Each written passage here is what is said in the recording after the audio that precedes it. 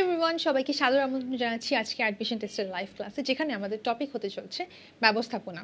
তো second paper অর্থাৎ ব্যবস্থাপনা, যেটা তোমার এইচএসসি টপিক ছিল, সেখান থেকে অ্যাডমিশন টেস্টে অনেক কোয়েশ্চেন আসে। তুমি যদি 2016-17 প্রশ্নটা দেখে থাকো, তাহলে তুমি দেখতে পারবে যে সেখানে ব্যবস্থাপনা পোর্শন থেকে সেকেন্ড পেপার থেকে বেশি প্রশ্ন করা হয়েছিল।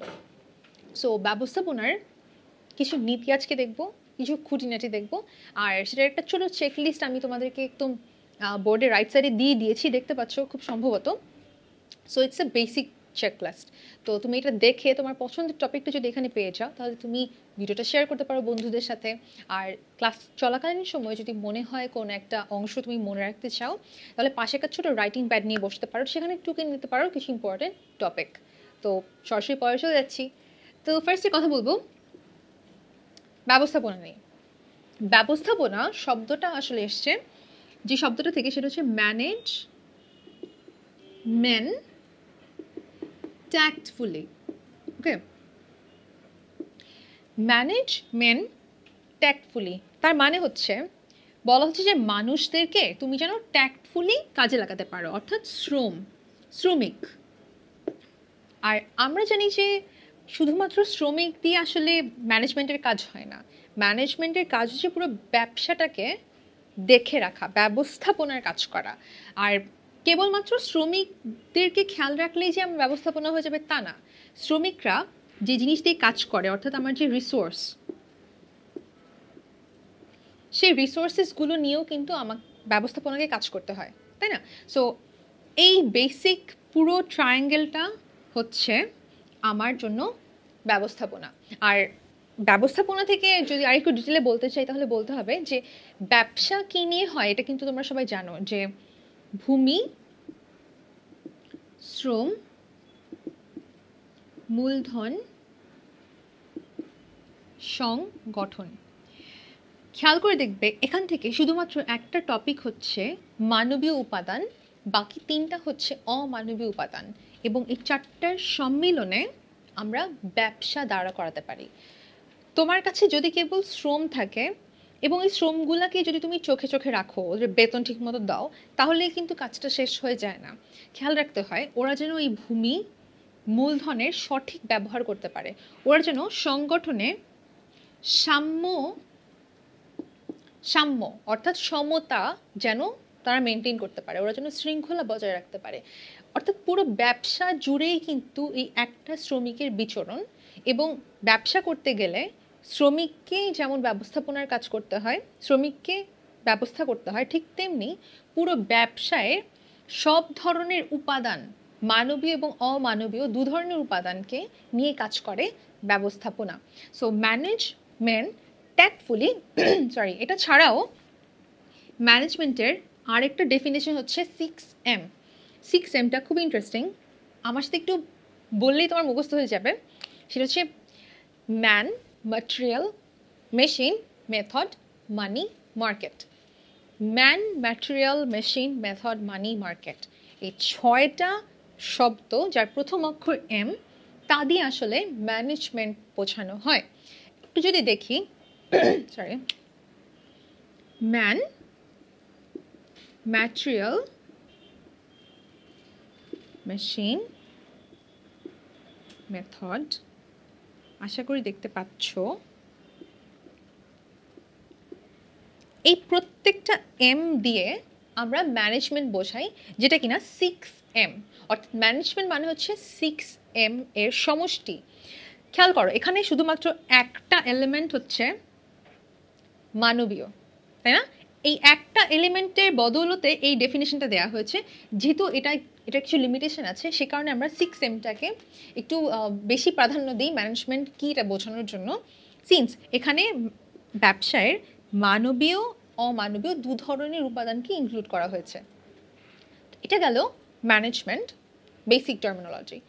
ম্যানেজমেন্ট বোঝাতে গেলে আরেকটা জিনিস যেটা না বললি না, সেটা হচ্ছে খেয়াল করে দেখো, একটা ব্যবসা করতে গেলে অনেক মানুষ নিয়ে সে ব্যবসাটা করা হয়। তুমি যদি বলে থাকো এক মালিকানার ক্ষেত্রে কি হয়, এক মালিকানার ক্ষেত্রেও তো আমার কিছু কর্মচারী থাকতে পারে, তাই না?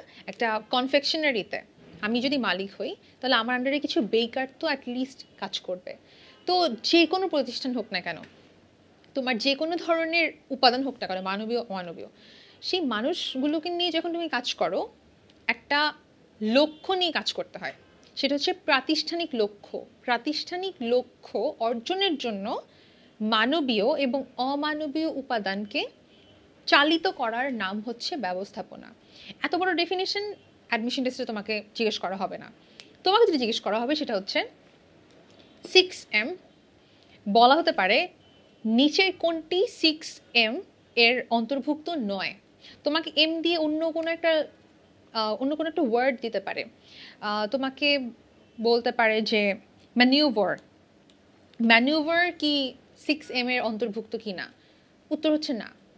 ম্যানিউভার লাইক তুমি কোনো একটা ধরনের চেষ্টা করলে সেটা এটার কোনো একটা অংশ হতে পারে না। আর এই 6টা M এর নাম আমি বলবো যে মুখস্থ করে ফেলো। একটু কয়েকবার মুখে মুখে বললেই man, material, machine, method, money, market বললেই মুখস্থ হয়ে যায়। সো মুখস্থ করার সুবিধা হচ্ছে যে তুমি পরীক্ষার হলে কোনটা এটার অন্তর্ভুক্ত কোনটা এটার অন্তর্ভুক্ত না এটা ইজিলি ফাইন্ড আউট করতে পারবে, যেটা অ্যাডমিশন টেস্টে ইউজুয়ালি কোয়েশ্চেন করা হয়। 6M পড়ার পর এখন দেখবো ম্যানেজমেন্ট আসলে ব্যবস্থাপনা যে টার্মিনোলজিটা, এটা কি খুব রিসেন্ট নাকি অনেক আগে থেকে এটা ব্যবহার হয়ে আসছে। এটা জানার জন্য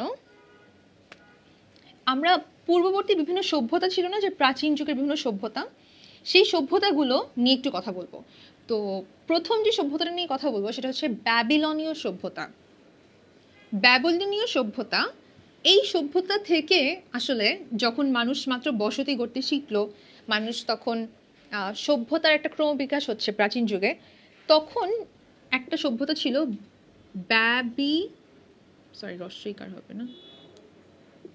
ব্যাবিলনীয় সভ্যতা। ব্যাবিলনীয় সভ্যতায় নামটা শুনে বুঝতে পারছে যে তখন রাজাদের একটা আধিপত্য ছিল। তো সেই ব্যাবিলনীয় একটা রাজা হচ্ছেন হাম্মুরাবি। সেই যিনি রাজা ছিলেন তিনি আসলে খুব ভালো একজন নেতা ছিলেন, খুব ভালো একজন শাসক ছিলেন। শাসক এর মানে কিন্তু এই না যে উনি লাইক হিটলার হতে হবে, হ্যাঁ, by the way that's a different case, I like Hitler. তো শাসক হওয়ার মানে এই না যে তিনি খারাপ হবেন। শাসক মানে তিনি ভালোও হতে পারে মন্দ হতে পারে। তো উনি একজন খুব দক্ষ অ্যাডমিনিস্ট্রেটর ছিলেন।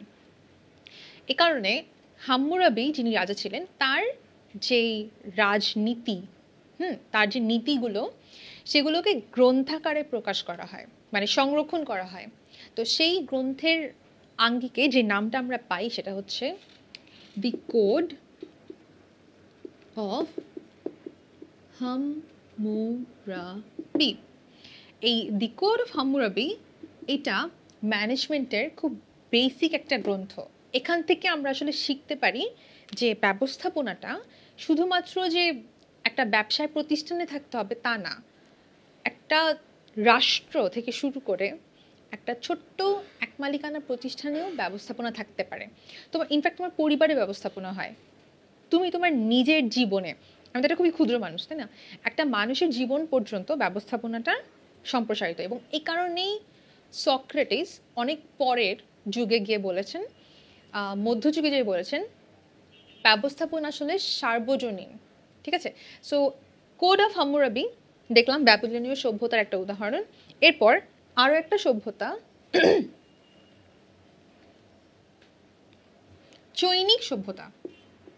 অর্থাৎ কেন এগুলো বলছি একটু বলে রাখি, যে এই যে ইনফরমেশনগুলো আমি এখন যে সভ্যতা থেকে দিচ্ছি এগুলো হচ্ছে অ্যাডমিশন টেস্টে এর আগে বিভিন্ন সময় এসেছে এমন কিছু প্রশ্ন।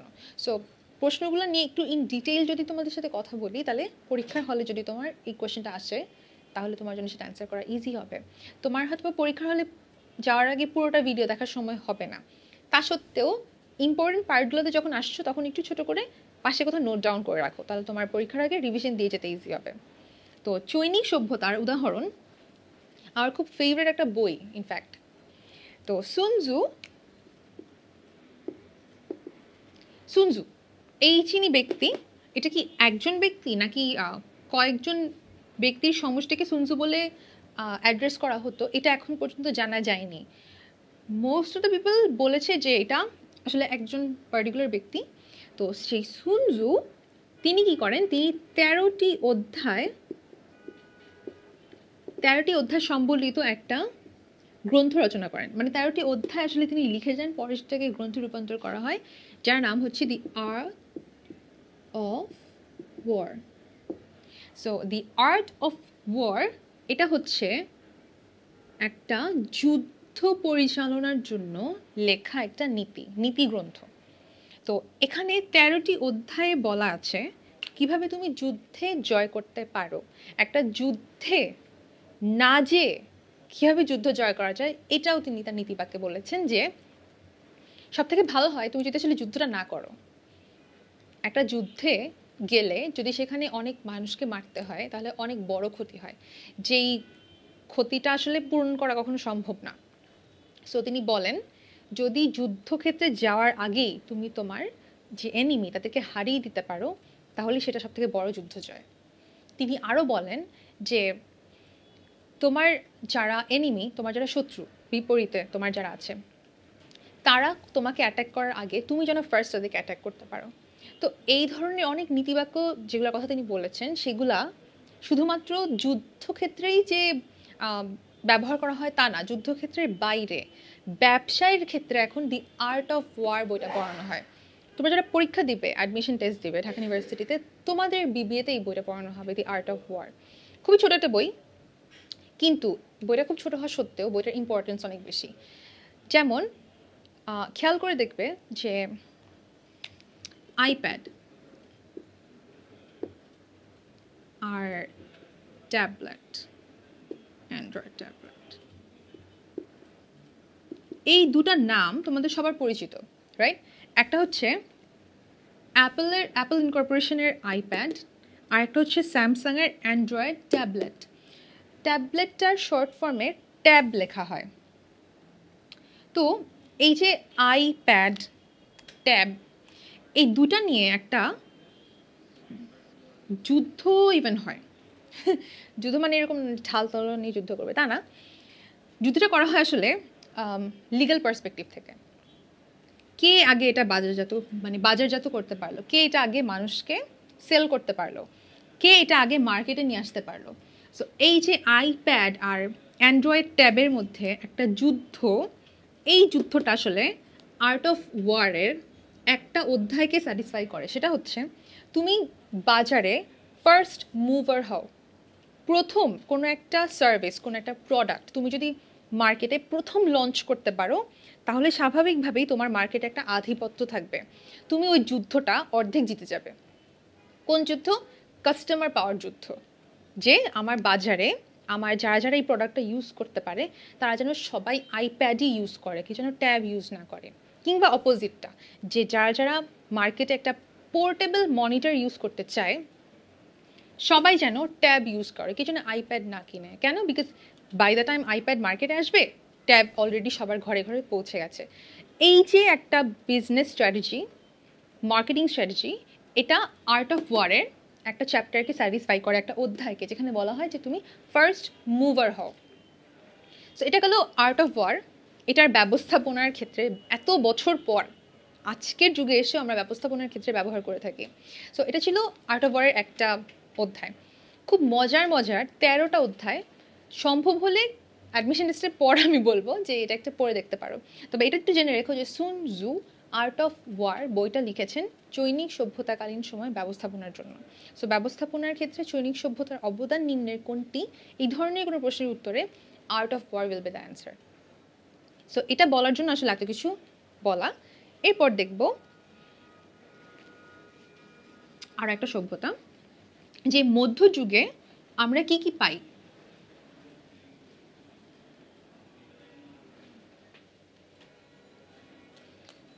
চলে যাচ্ছি মধ্যযুগে। মধ্যযুগে একটা বই পাবলিশ হয়, দি প্রিন্স। দি প্রিন্স এই বইটা লেখেন যিনি, তিনি হচ্ছেন নিকোলো ম্যাকিয়াভেলি। তার স্ট্র্যাটেজিটাকে বলা হয় ম্যাকিয়াভেলিনিজম। তো নিকোলো ম্যাকিয়াভেলি মধ্যযুগে দি প্রিন্স গ্রন্থটি রচনা করেন এবং ইটালীয় এই ব্যক্তিটি, যিনি প্রিন্স ম্যাকিয়াভেলি লিখেছেন। তো ম্যাকিয়াভেলি যেই নীতি অনুসরণ করতেন তার সময়ে শাসকের ভূমিকা পালন করার জন্য, সেটাকে বর্তমান সময়ে আমরা এখনও ব্যবহার করে থাকি, এবং এটার নাম হচ্ছে ম্যাকিয়াভেলিয়ানিজম অ্যাপ্রোচ। এই অ্যাপ্রোচে বলা হয় এন্ড জাস্টিফাইজ দ্য মিনস। আচ্ছা, মিনস বলতে বোঝানো হচ্ছে মাধ্যম বা মিডিয়াম। খেয়াল করো, তুমি যখন কোনো একটা বাচ্চাকে, কোনো একটা শিশু, ইনফ্যান্ট, সো বাচ্চারা যখন নাকি কোনো কিছু একটা লাইক মোবাইল ফোনের জন্য আবদার করে, তখন স্বাভাবিকভাবে আমরা কি বলি যে দেখো মোবাইল ফোন কিন্তু দরকারি জিনিস, বাচ্চাদের খেলার জিনিস না। ইটস এ ডিফারেন্ট কেস, যখন সব বাসায় বাচ্চারা মোবাইল ফোন দিয়ে খেলে, বাট আমি কখনো দিই না খেলতে, আমার মনে হয় যে এটা ওদের জন্য না। তো যেহেতু তুমি বাচ্চাদেরকে এই কথাটা বলো যে মোবাইল ফোন দরকারি জিনিস, বাচ্চাদের খেলার জিনিস না, এই কথাটা বলে স্বাভাবিকভাবে এই কথাটা শোনার পর ও তোমার উপর খুব একটা খুশি হবে না। ও বলবে যে আমি এটা চাইলাম, আমাকে দিল না। যখন 18 বছর হবে, যখন ওর একটা লিগ্যাল এন্টিটি থাকবে, তখন বুঝতে পারবে যে আসলে আমি যদি এত ছোটো বয়স থেকে এটা ইউজ করতাম, তাহলে হয়তোবা আমার একটা অ্যাডিকশন গ্রো করতো। এই কারণে হয়তোবা আমাকে ছোটোবেলা থেকে এটা ইউজ করতে দেওয়া হয়নি।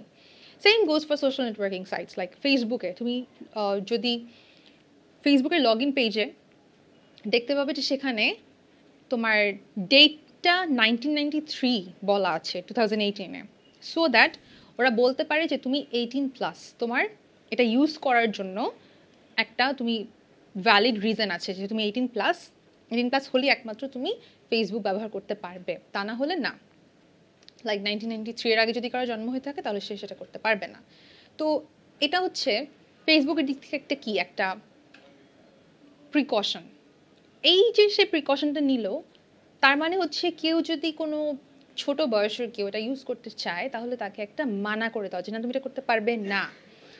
কেন মানা করা হচ্ছে? একটা নির্দিষ্ট বয়স পরে গিয়ে সে বুঝতে পারবে যে মানা করা হচ্ছিল সো দ্যাট সে কোনোভাবে অ্যাডিক্টেড হয়ে না যায়, সিম্পল।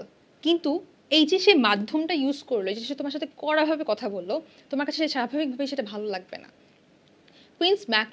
দি প্রিন্সের ম্যাকিয়াভেলি তিনি বলেছেন যে তুমি যদি খুব রুড হয়ে কোনো কিছু কাউকে মানা করো, শ্রমিকদেরকে কোনো কাজ করতে মানা করো, রাজ্যের মানুষদেরকে কোনো একটা কিছু করতে বাধা দাও, ওরা অনেক সময় তোমাকে সাধুবাদ জানাবে না। কখন তারা জিনিসটাকে সাদরে গ্রহণ করবে? যখন দেখতে পারবে যে আসলে এটা তাদের জন্য ভালো হচ্ছে। সো যতক্ষণ না পর্যন্ত এন্ড হচ্ছে, লাইক একটা প্রসেস যতক্ষণ না পর্যন্ত শেষ হচ্ছে, ততক্ষণ পর্যন্ত ওরা বুঝতে পারবে না কেন তুমি এত কড়া একটা মাধ্যম ব্যবহার করলে। এটাই হচ্ছে ম্যাকিয়াভেলিয়ানিজম অ্যাপ্রোচ। এবং এই অ্যাপ্রোচে আরও বলা হয়, এই অ্যাপ্রোচে আরও একটা মজা জিনিস বলা হয়, যেটা হচ্ছে carrot and stick. Carrot and stick এই কথাটা বলার মাধ্যমে বলা হয় তুমি যদি ভালো কাজ করো তাহলে আমি তোমাকে রিওয়ার্ড দিব।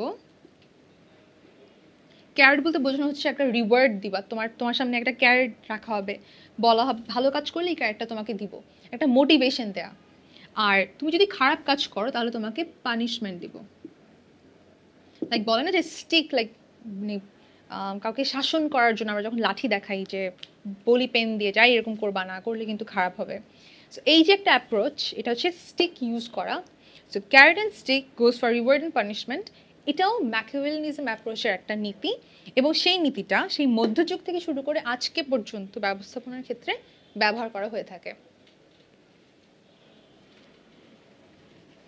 এরপর দেখব শিল্পযুগ, যেটা কিনা খুবই গুরুত্বপূর্ণ, যে শিল্পযুগের পর থেকে ব্যবস্থাপনাটা, মানে যেটা আমরা বলি যে the world became a global village.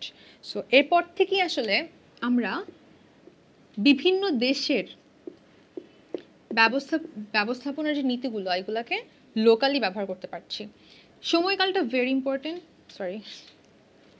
1750 থেকে 1850। এই সময়কালে যে জিনিসের মাধ্যমে এটা সূত্রপাত হয় সেটা হচ্ছে বাষ্পীয় ইঞ্জিন। বাষ্পীয় ইঞ্জিন ব্যবহার করার মাধ্যমে আসলে রেল লাইন উদ্ভূত হয়। কিছু কিছু জিনিসের ইনভেনশন আমাদের ব্যবস্থাপনাকে অনেকভাবে ইনফ্লুয়েন্স করেছে। একটা হচ্ছে রেল রোডস। রেল রোড হওয়ার ফলে যখন মানুষ অনেক সময়টাকে টেইন করতে শিখলো, লাইক সময়টাকে পোষ মানাতে শিখলো, কিভাবে যে অনেক ফাস্ট তুমি এক জায়গা থেকে আরেক জায়গায় ট্রাভেল করতে পারছো। এর ফলে কয়লা থেকে এই বাষ্প ইঞ্জিন দিয়ে যখন রেল রোডে মানুষ অনেক তাড়াতাড়ি ট্রাভেল করতে পারলো, তখন এক জায়গার পণ্য আরেক জায়গায় অনেক তাড়াতাড়ি পৌঁছাতে পারলো। এর ফলে মানুষ অনেক দূরের মানুষের কাছেও একটা ডিস্টেন্ট এরিয়ার পার্টিকুলার কোনো প্রোডাক্টের একটা চাহিদা গড়ে ওঠে। এইসব কারণেই ব্যবসা তখন এক্সপোর্ট ইম্পোর্টটা বুম করে। হ্যাঁ, এক্সপোর্ট ইম্পোর্ট আগে থেকে ছিল, কিন্তু এটা ফাস্টেন্ড হয় যখন নাকি রেল রোডের ক্ষেত্রে বাষ্প ইঞ্জিন ব্যবহার করতে আমরা শিখি। এর ফলে শিল্প বিপ্লব ঘটে, ইন্ডাস্ট্রিয়ালাইজেশন রেভলিউশনাইজড হয়, এবং ইন্ডাস্ট্রিয়াল রেভলিউশনের জন্য আমরা ব্যবস্থাপনাটাকে একটা বৈশ্বিক রূপ থেকে খুবই ছোট একটা নিজেদের ঘরে ব্যবস্থাপনাটাকে ব্যবহার করার সুযোগ পাই। সো এটা ছিল শিল্প বিপ্লব। শিল্প বিপ্লবের সময়কালটা খুব ইম্পর্টেন্ট, যেটা অ্যাডমিশন টেস্টে আসে, সেটা হচ্ছে 1750 থেকে 1850। এই শিল্প বিপ্লবের পর আরও একটা ইন্টারেস্টিং জিনিস যেটা আমরা শিখতে পারি, সেটা হচ্ছে ব্যবস্থাপনার ক্ষেত্রে অনেক নতুন নতুন নীতি আমরা শিখতে পারি। কীভাবে? যেহেতু এক্সপোর্ট ইম্পোর্ট হচ্ছে, প্রোডাকশন বাড়ছে, ঠিক আছে, তোমার ক্যাপাসিটি বাড়ছে প্রোডাকশনের, তো মানুষ অনেক নতুন নতুন জিনিস এনকাউন্টার করে, নতুন নতুন জিনিস শেখে, মানুষকে শেখায়, নতুন নতুন জিনিস এক্সপেরিমেন্ট করে। এরই মধ্যে একটা ছিল পোস্ট, আমি জানি তোমরা এটা অনেকে জানো, পোস্ট কর্ব, ব্যবস্থাপনার খুব বেসিক লেভেলের। এল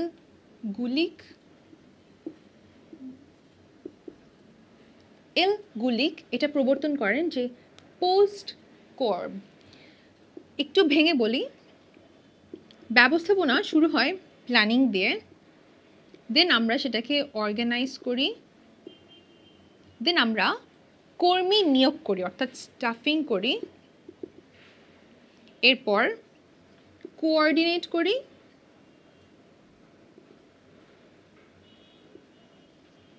আমরা আমাদের ব্যবস্থাপনার ফলে ব্যবসায় কী ধরনের কার্যাবলী করছে সেগুলোকে আমাদের যার কাছে জবাবদিহি করতে হয়, মালিক পক্ষ, তার কাছে রিপোর্টিং করি, যেটা আমরা অ্যাকাউন্টিংয়ের ফাইন্যান্সিয়াল স্টেটমেন্টস প্রিপেয়ার করি।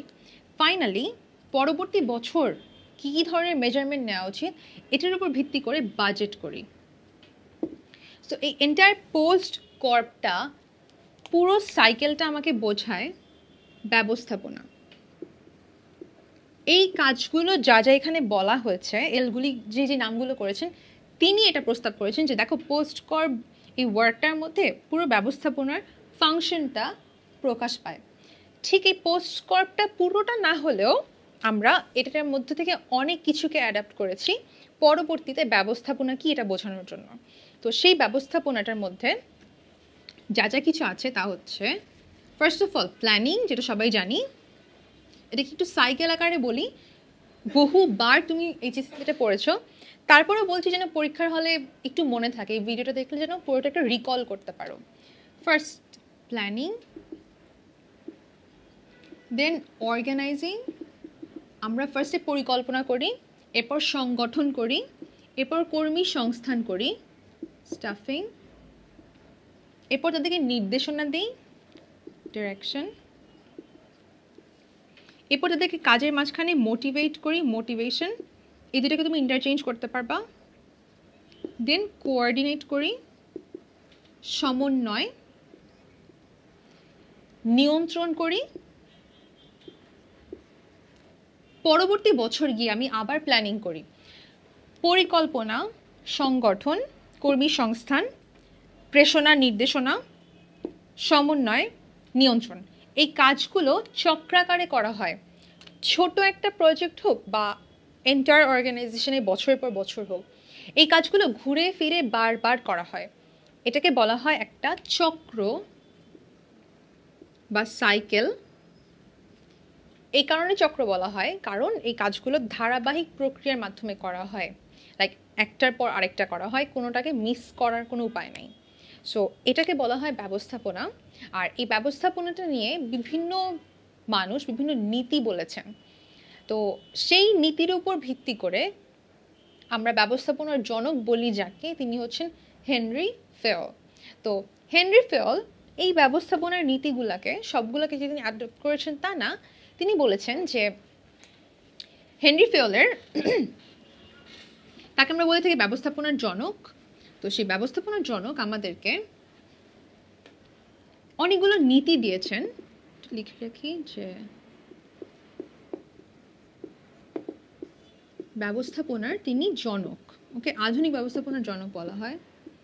তো এই ব্যবস্থাপনার জনক হেনরি ফেল কিভাবে হলেন ব্যবস্থাপনার জনক?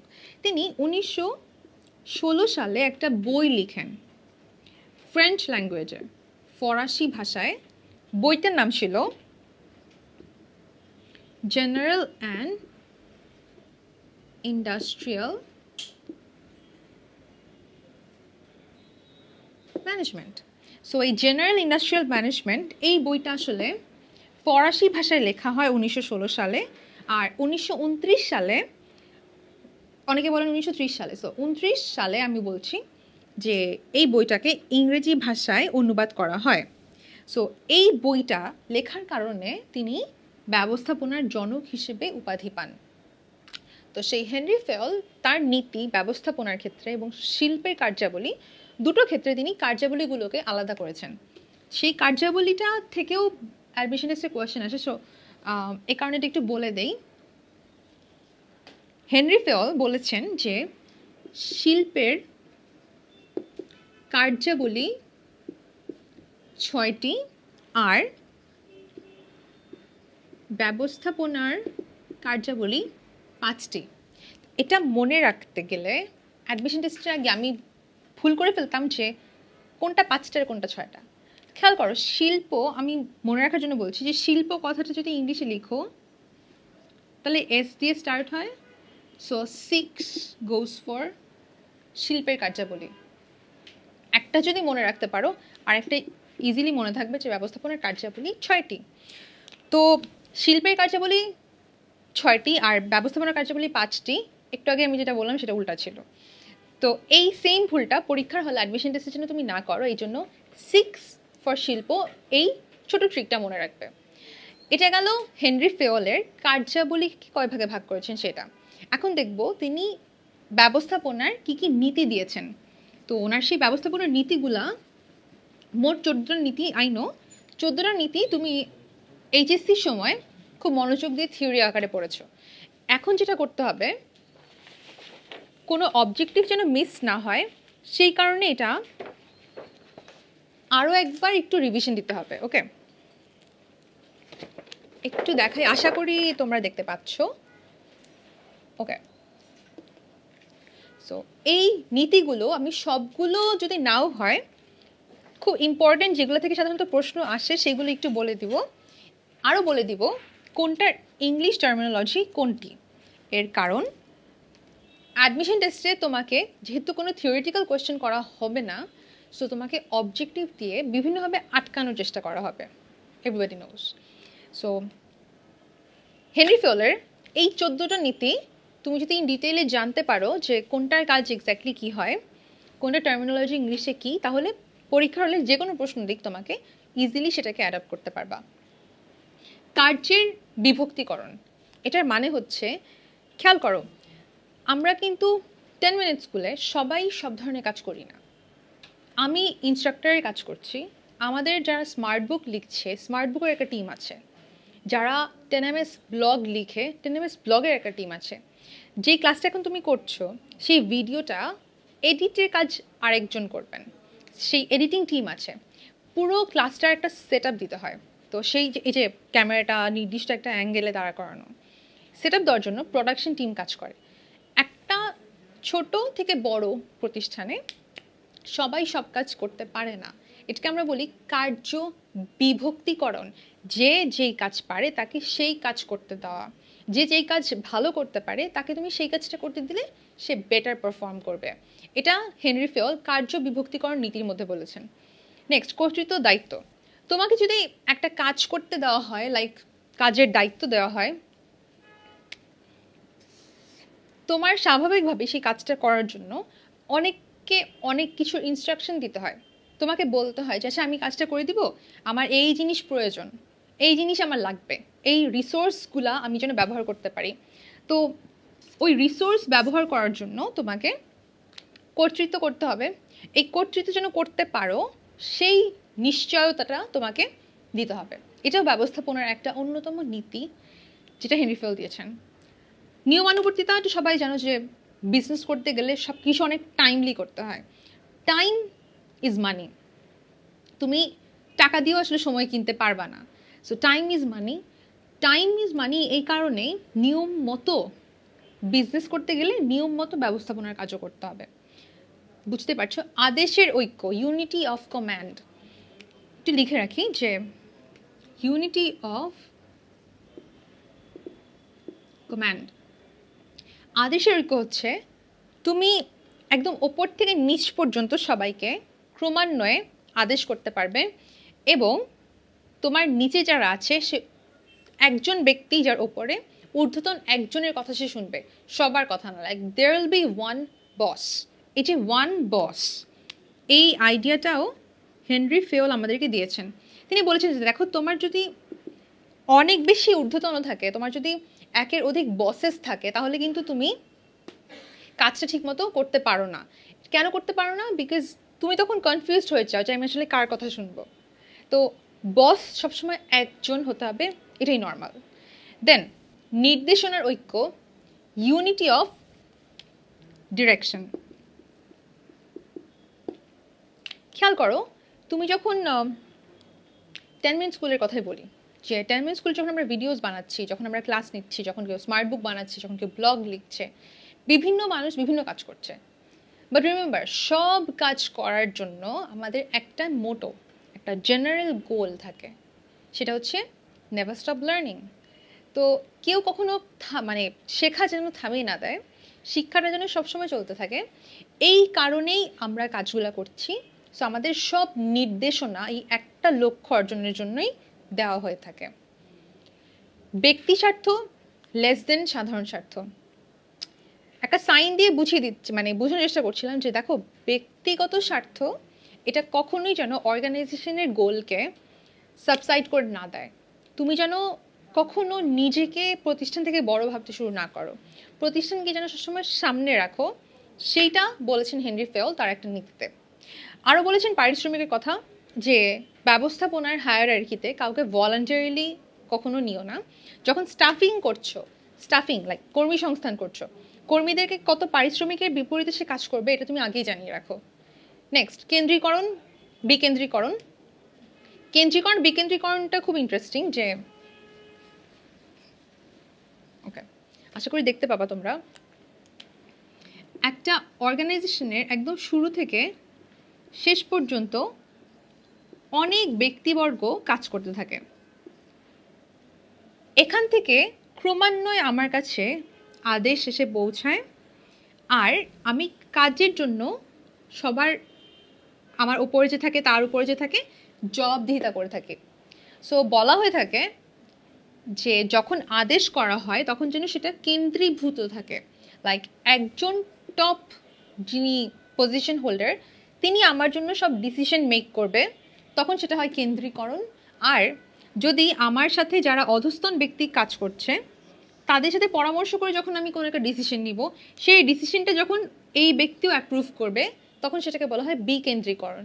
তো কেন্দ্রীকরণ কিংবা বিকেন্দ্রীকরণ দুটাই হচ্ছে হেনরি ফেওলের নীতি।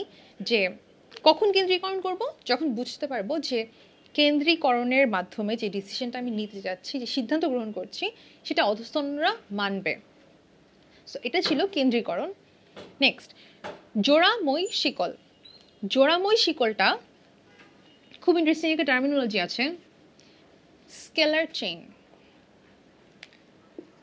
স্কেলার চেইন অ্যাডমিশন টেস্টে একটা টার্মিনোলজি তোমাকে দেওয়া হয় যে স্কেলার চেইন নিম্নের কোনটি, বা স্কেলার চেইন নীতিটি কোন ব্যক্তি আমাদেরকে মতানুবাদ দিয়েছে।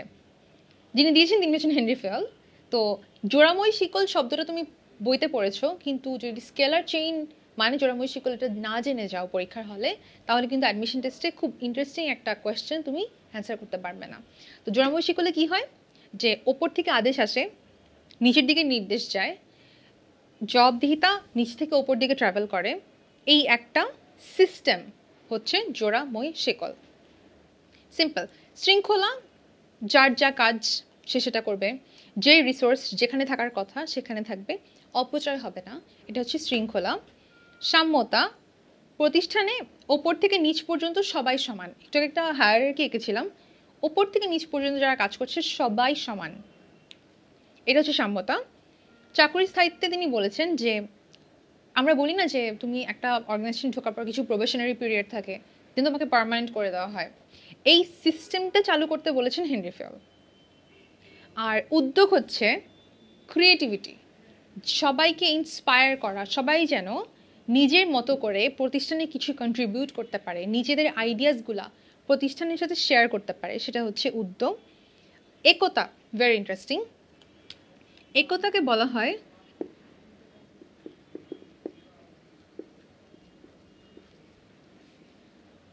এসপিরিতু দো কর্প, এই টার্মিনোলজির মাধ্যমে বোঝানো হয় মানুষের একাগ্রতার, মানুষের একসঙ্গে থাকাটা প্রতিষ্ঠানের জন্য best.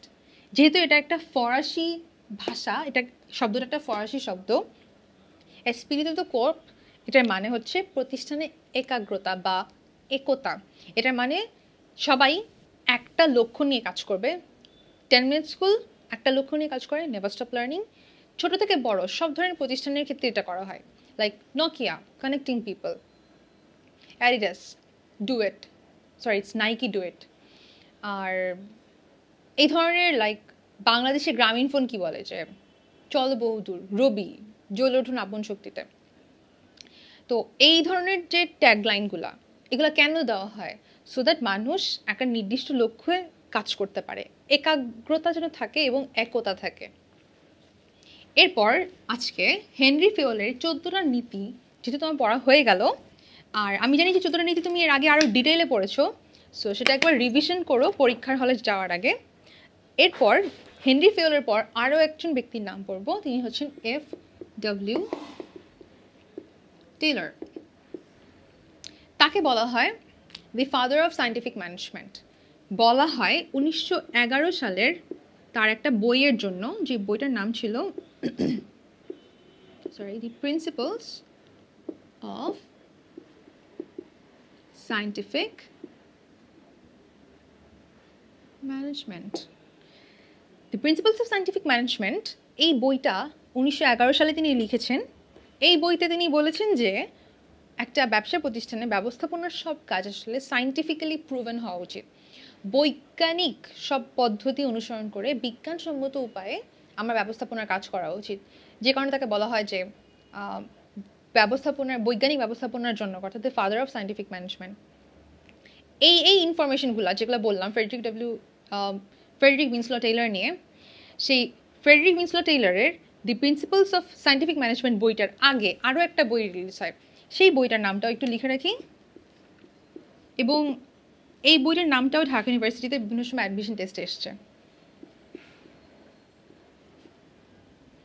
Shop management.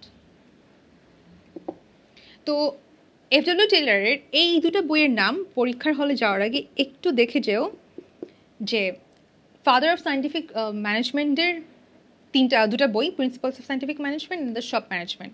Principles of scientific management 1911 আর শপ ম্যানেজমেন্ট 1903।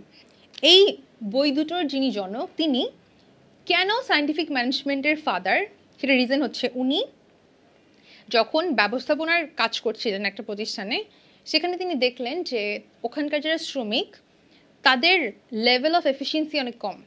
এফিসিয়েন্সি কম মানে হচ্ছে ছোট একটা কাজ করতে আমার অনেক সময় লেগে যাচ্ছে। তো দেখলেন যে তিনি সেখানে কোদাল দিয়ে কাজ করা হতো। কোদাল দিয়ে কাজ করার সময় শ্রমিকরা কেউ কেউ নিজেদের কোদাল নিয়ে আসতো, কেউ কেউ কাজ শেষ করে ওখানে রেখে চলে যেত, কেউ কেউ বাসায় নিয়ে যেত। পরের দিন এসে কাজ শুরু করার জন্য তাদেরকে খুব ঝামেলায় পড়তে হতো, কেউ কেউ খুঁজে পেত না, অনেকে আনতে ভুলে যেত। তো এই প্রবলেমটা তিনি অবজার্ভ করলেন, অবজার্ভ করে অ্যানালিসিসের মাধ্যমে বের করলেন যে আমি যদি অর্গানাইজেশনে শোভেল কিনে সবার নামে নামে রেখে দেই, পরের দিন সবাই এসে ওগুলো ইউজ করে কাজ করবে, যাওয়ার সময় যারটা যেখানে রেখে চলে যাবে, তাহলে আমার ওই সময়টা নষ্ট হচ্ছে না, কাজের এফিসিয়েন্সি বাড়ছে, অর্থাৎ আমার কাজটা করতে কম সময় লাগছে। এই যে অবজারভেশনের মাধ্যমে ডিসিশনটা তিনি নিলেন, that's why he is the father of scientific management. তার কিছু নীতির কথা একটু দেখব। উনি আমাদেরকে 4টা নীতির কথা বলেছেন। 4টা নীতি আমি তোমাদেরকে খুব শর্টকাটে জাস্ট মনে রাখার সুবিধার্থে বলছি। এফ.ডব্লিউ. টেইলরের প্রথম নীতি হচ্ছে there will be no rule of thumb। মানে হচ্ছে কোনো একটা কাজ সবসময় এভাবে হয়ে এসছে, এর মানে এই না যে সবসময় সেটা সেভাবেই হতে থাকবে। তুমি চ্যালেঞ্জ করো, কাজটাকে নতুনভাবে দেখার চেষ্টা করো, এটাকে কি ইম্প্রোভাইজ করা যায় কিনা, বেটার করা যায় কিনা। সো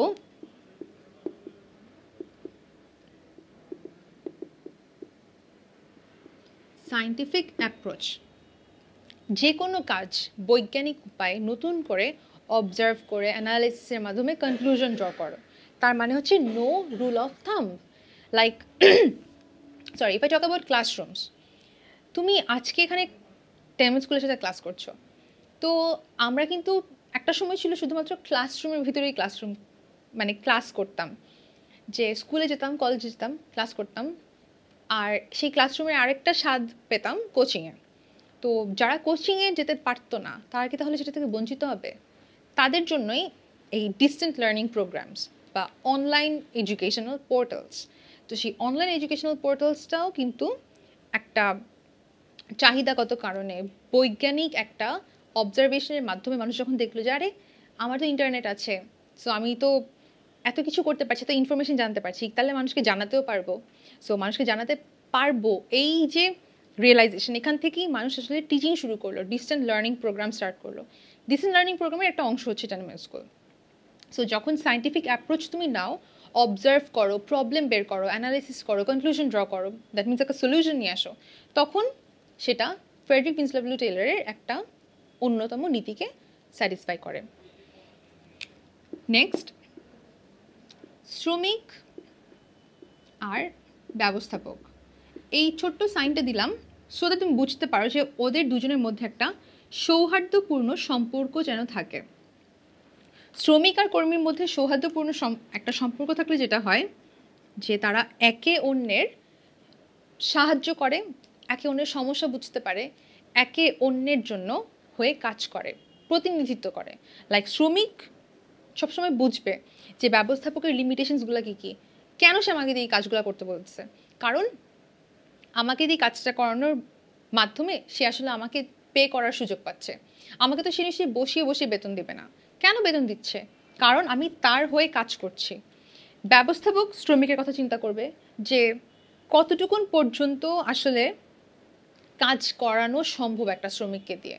একটা শ্রমিক একটা দিনের মধ্যে কত পিস শার্ট গার্মেন্টসে বানাতে পারবে, এটা যদি ব্যবস্থাপক বুঝতে পারে, তাহলেই সে এই শ্রমিককে প্রতিনিধিত্ব করছে, ডিসিশন মেকিংয়ে সে তার শ্রমিকের কথা চিন্তা করছে। এটাও এফ.ডব্লিউ. টেইলরের একটা নীতি। তিনি বলেছেন যখন তুমি শ্রমিক কর্মী নিয়োগ করছো, তার উন্নয়ন করছো, প্রশিক্ষণ দিচ্ছ, এই কাজগুলো সায়েন্টিফিক পদ্ধতিতে করো। অর্থাৎ তিনি বলেছেন বৈজ্ঞানিক কর্মী সংস্থান। বৈজ্ঞানিক পদ্ধতিতে কর্মী সংস্থান হচ্ছে যে তুমি যখন কর্মী সংস্থানে কাজ করছো, অর্থাৎ কর্মী নির্বাচন করছো, নিয়োগ করছো, প্রশিক্ষণ দিচ্ছ, খারাপ কাজ হলে তাকে ছাঁটাই করছো, সবগুলো কাজ তুমি বৈজ্ঞানিক পদ্ধতিতে করো। তাকে ফার্স্টে অবজার্ভ করো, দেখো যে এই শ্রমিকটা কোনো ধরনের কোনো প্রবলেম ক্রিয়েট করছে কিনা, এই শ্রমিকটা কি আমার অর্গানাইজেশনের যা যা নিয়ম নীতি সব ফলো করছে, তার এফিসিয়েন্সি লেভেল কীরকম, আমি তাকে যতটুকুন টাকা দিচ্ছি ততটুকুন পরিমাণ কাজ কি সে করছে কিনা, এই অবজারভেশনগুলা বৈজ্ঞানিক পদ্ধতিতে করার কথা বলেছেন F W. Taylor. Last but not the least, সেটা হচ্ছে সর্বোচ্চ যেন আমার প্রোডাকশন হয়, like optimal productivity, optimal production efficiency, সেটা যেন হয় optimal production efficiency. That means আমার উৎপাদনটা যেন সর্বোচ্চ হয়, সর্বোচ্চ উৎপাদন ক্ষমতা যেন নিশ্চিত করতে পারি, লাইক 100%, যেন সব থেকে কম আমার ভুল হয়, সেটা কথা বলেছেন এফ.ডব্লিউ. টেইলর। এবং এই যে বললাম সব থেকে কম ভুল যেন হয়, এটা নিয়ে আরও একটা নীতি আছে যেটা আমরা আজকে ক্লাসের লাস্টে পড়বো, ঠিক আছে? সো এটা ছিল এফ.ডব্লিউ. টেইলরের সায়েন্টিফিক ম্যানেজমেন্টের 4টা নীতি, যে কারণে তিনি the father of scientific management. তো এটার পড়ার পর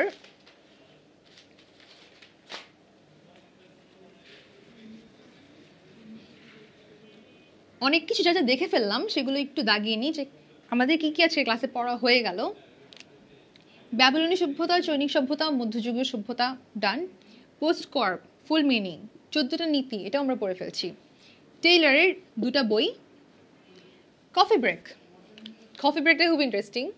যে কথা বলছিলাম না যে এফ.ডব্লিউ. টেইলর বলেছেন সৌহার্দ্যপূর্ণ শ্রমিক ব্যবস্থাপনা, তো কফি ব্রেক আসলে তার একটা অন্যতম নীতির মধ্যে ছিল যে রেস্টিং।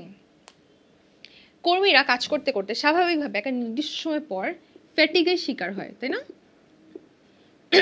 সরি, ফ্যাটিগ মানে হচ্ছে একটা নির্দিষ্ট পরিমাণ কাজ করার পর আমি একটু, আমার মধ্যে একটা একঘেয়েমি চলে আসে, আমি বোর হয়ে যাই কাজ করতে করতে, আমি টায়ার্ড হয়ে যাই।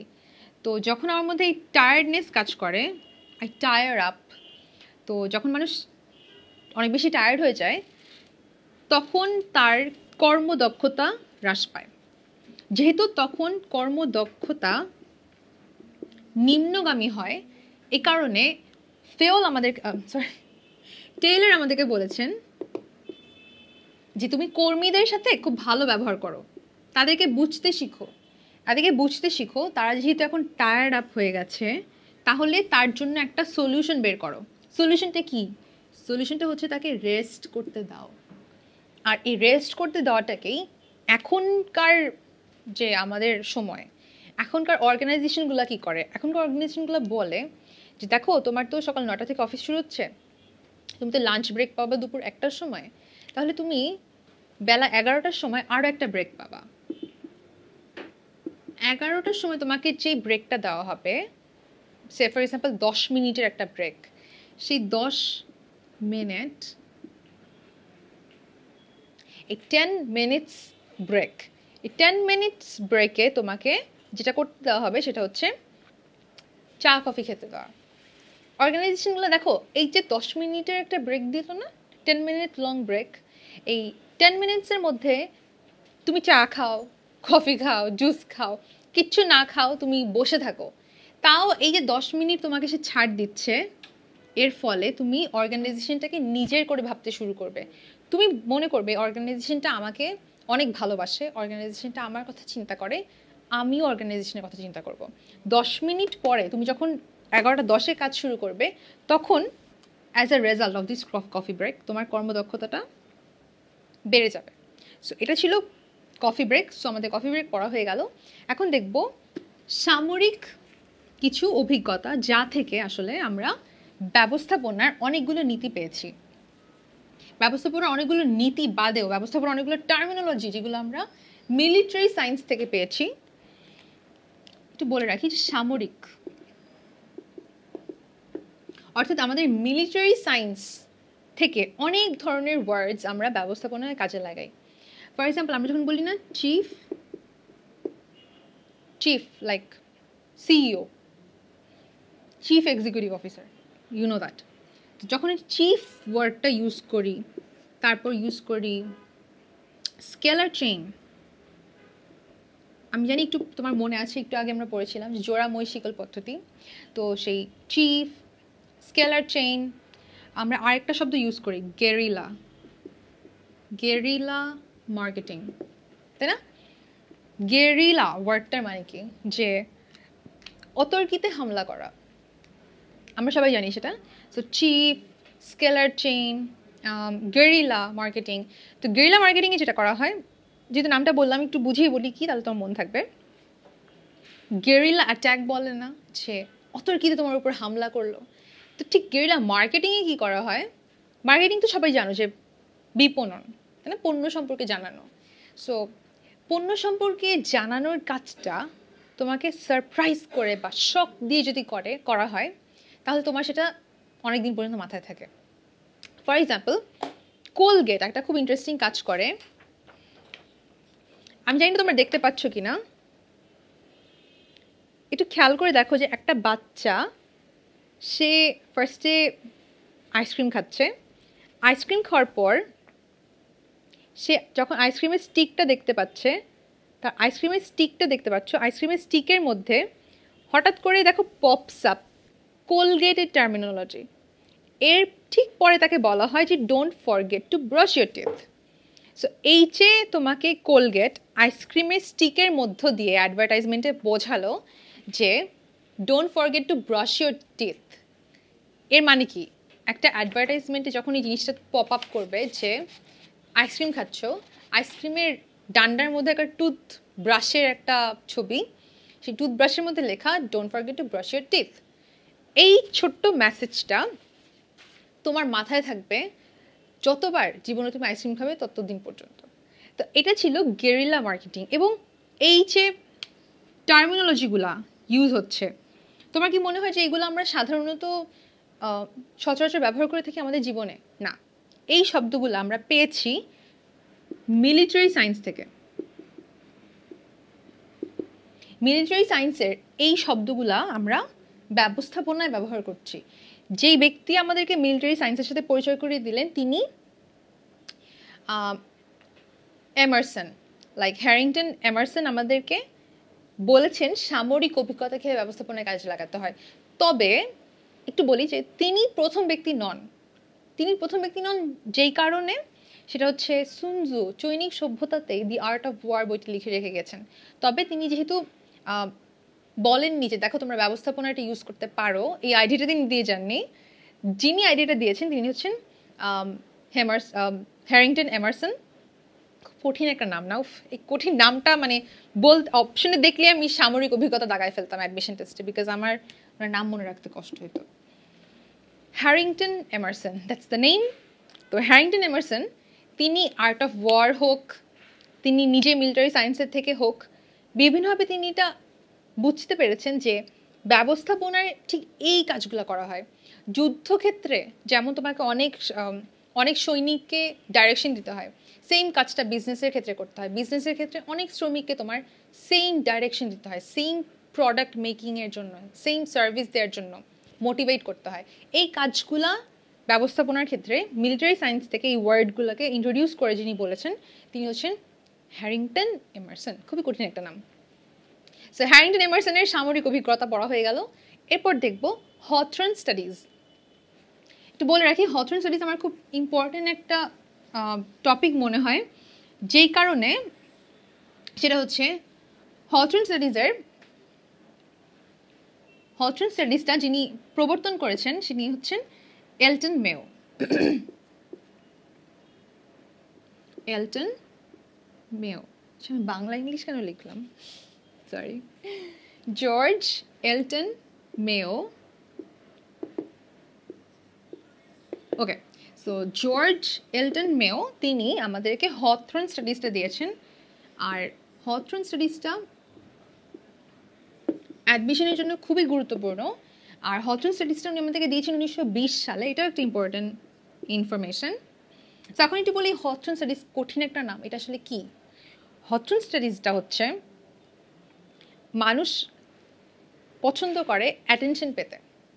Same goes for the people around us, same goes for the people in the organization. যে অর্গানাইজেশনে আমাদের যারা শ্রমিক আছে তারা চায় তাদেরকে কেউ অ্যাটেনশন দিক। তাদেরকে কে অ্যাটেনশন দিবে? ব্যবস্থাপক। তো তিনি কি করলেন, তিনি একজন খনির প্রকৌশলী ছিলেন, হি ইজ অ্যান ইঞ্জিনিয়ার। তো উনি যেটা করলেন যে খনিতে কাজ করার সময় শ্রমিকদের উপর উনি একটা এক্সপেরিমেন্ট চালালেন। একটা নিরীক্ষা। সেই এক্সপেরিমেন্ট অনুযায়ী দুটো ভাগে ভাগ করেন শ্রমিকদেরকে। একটা দি কন্ট্রোল গ্রুপ, আর একটা হচ্ছে টেস্ট গ্রুপ। কন্ট্রোল গ্রুপ আর টেস্ট গ্রুপে ভাগ করার পর তিনি যে এক্সপেরিমেন্টটা করেন সেটা হচ্ছে টেস্ট গ্রুপটাকে তিনি বিভিন্ন ধরনের নিরীক্ষার মাধ্যমে একটা স্টাডি দাঁড়া করান। কন্ট্রোল গ্রুপে তিনি কিছু করেন না। আর টেস্ট গ্রুপে যে তিনি মনে করো শ্রমিকরা কাজ করছে, তো উনি গিয়ে জিজ্ঞেস করতেন শ্রমিকদেরকে, যে অনেক অন্যান্য যারা ব্যবস্থাপক রয়েছে তাদেরকে নিয়ে, যে আচ্ছা তোমাদের কি মনে হয় আমাদের লাইটটা কি পাওয়ার কম না বেশি? সো দেবার লাইক লাইটের পাওয়ার দিয়ে কি আসে যায়? তো লাইটের পাওয়ার কম বা বেশি কিনা এই প্রশ্নগুলোর উত্তর শ্রমিকরা খুব ইন্টারেস্ট নিয়ে করতো। এই যে লাইটিং বাড়ানো আর কমানো, দ্যাট ওয়াজ দ্য এক্সপেরিমেন্ট। তো পরের দিন উনি লোক নিয়ে এসে ওদের সবার লাইটের বাল্ব চেঞ্জ করে দেওয়া হলো। লাইটের বাল্ব চেঞ্জ করে বলল এখন তোমাদের পাওয়ার কমানো হয়েছে। তো কমানো হলে তো স্বাভাবিকভাবেই তাদের কর্মদক্ষতাটা কমে যাওয়ার কথা, তাদের এফিসিয়েন্সি লেভেল ড্রপ করার কথা। দেন আরেকদিন যে আবার বাল্ব চেঞ্জ করা হলো, তারপর বলল আজকে তোমাদের পাওয়ার বাড়ানো হয়েছে। তারপরে ধরে নিল যে যেহেতু বাড়ানো হয়েছে তার মানে নিশ্চয়ই তাদের আজকে কর্মদক্ষতা বেড়ে যাবে।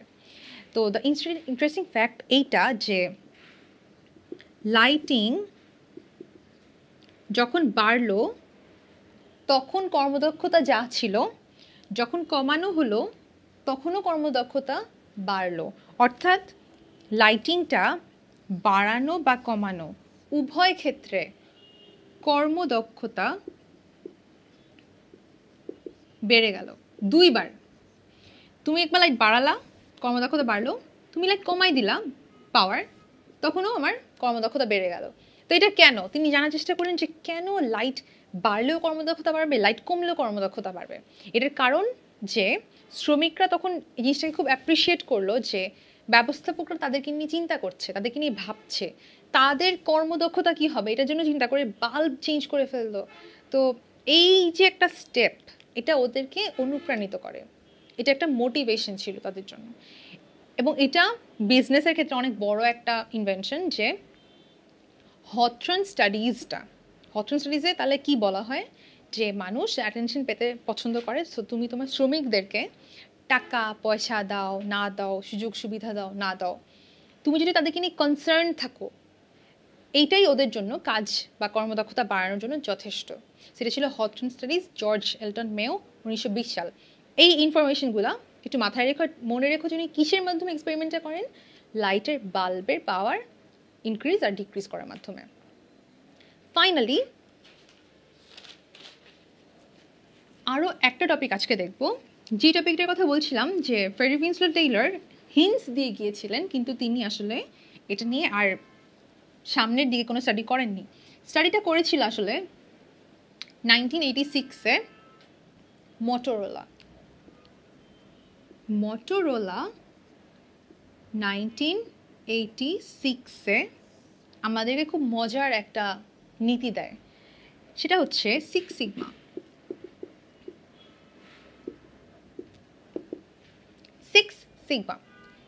সিগমাতে বলা হয় যে, আমি জাস্ট তোমাদেরকে ছবিটা দেখাই স্ট্যাটিস্টিক্যালি, এটা তোমাকে মনে রাখতে হবে না।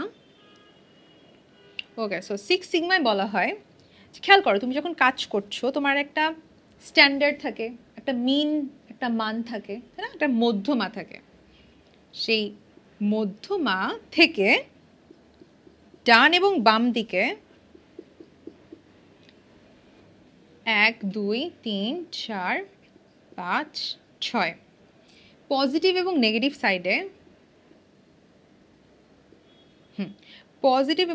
সাইডে ওয়ান সিগমা, 2 সিগমা, 3 সিগমা, এরকম করে 6 সিগমা পর্যন্ত ভেরিয়েশন হতে পারে।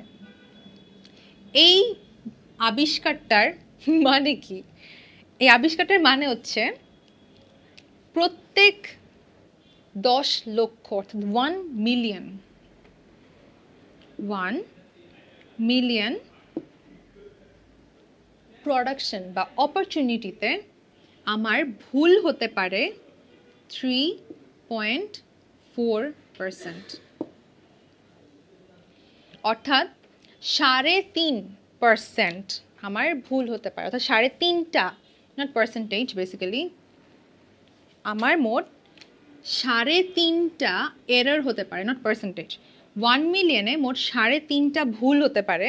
অর্থাৎ আমি যদি সে ফর এক্সাম্পল আমি একটা কার মেকিং কোম্পানি লাইক টয়োটাতে আমি 10 লাখ গাড়ির মধ্যে 3টা গাড়ি আর আরেকটা গাড়ির কিছু অংশ যদি 40% যদি ভুল হয়, 3টা গাড়ি আর আরেকটা গাড়ি 40% যদি এরর হয়, লাইক ওই গাড়িগুলোর মধ্যে ভুল থাকে, তাহলে বলা যাবে সেটা 6 সিগমা সার্টিফাইড। 6 সিগমা সার্টিফাইড অনেকগুলো প্রতিষ্ঠান আছে। Amazon.com, we all know about it, right? Amazon.com, 3M, Damco, Motorola itself, Maersk, Epimolar Maersk. So এই প্রতিষ্ঠানগুলো সহ আরও অনেক প্রতিষ্ঠান আছে, তারা সবাই 6 সিগমা সার্টিফাইড। এর মানে হচ্ছে ওদের প্রোডাকশন, ওরা যে কাজটা করছে, ওদের যে প্রোডাকশন সেটা অনেক বেশি এফিশিয়েন্ট।